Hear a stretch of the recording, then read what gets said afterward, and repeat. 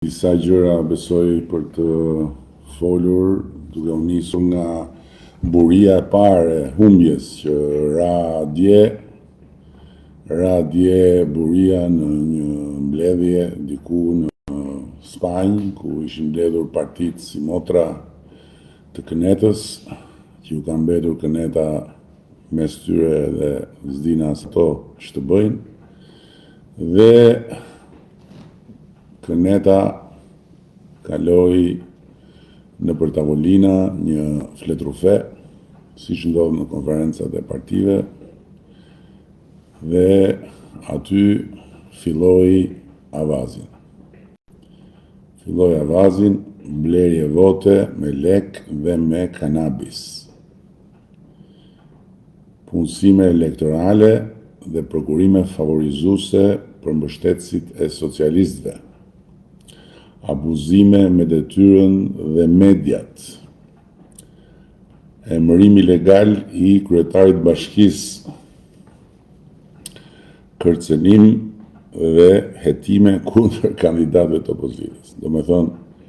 një mal me broçkulla të dëgjuara sa herë ka pasur zgjedhje, të përsëritura sa herë ka pasur humbje. Pereja e këtyre zgjedhjeve është se në ndërkohë kemi një strukturë të tërë që është struktura speciale kundër korrupsionit dhe krimit organizuar, ose siç njihet nga të gjithë SPAK-u, që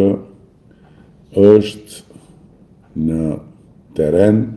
dhe është edhe në zyrë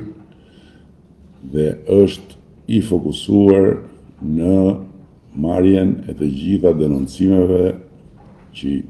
mahamendja mua janë lumë, sepse kur lexon këtë fletrufe e kupton që kjo fletrufeja duhet mbështetur me denoncime, dhe denoncimet duhen bërë siç janë në stilin e Kënetës, njësoj si ato të kohës dikushme. Denonco, fillo presionin, vër nën dritën e projektorëve prokurorët, detyroi që të fillojnë procese deri kur ajo që ti kërkon të marrë trajtën e një hetimi, pastaj në momentin që fillon hetimi shpall fajësinë ti përpara se sa ta nxjerrë hetimi. Kjo është logjika e përgjithshme. Dhe duke qenë se kam qenë edhe vetë pre e një kallëzimi të rrem, jam shumë i qartë se si zhvillohet e gjitha, por fakti është që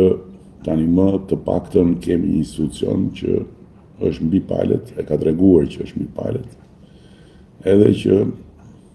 leti shoh dhe leti verifikoj se ku janë votat që po merren në këmbim të kanabis, se kjo është kulminante. Pastaj, për sa i përket punësimeve elektorale, theksoj se përpara fillimit fushatës, kohë përpara, qeveria ka nxjerrë një vendim dhe ka ndaluar të gjitha llojet e punësimeve, gjë që nuk e kërkon ligji,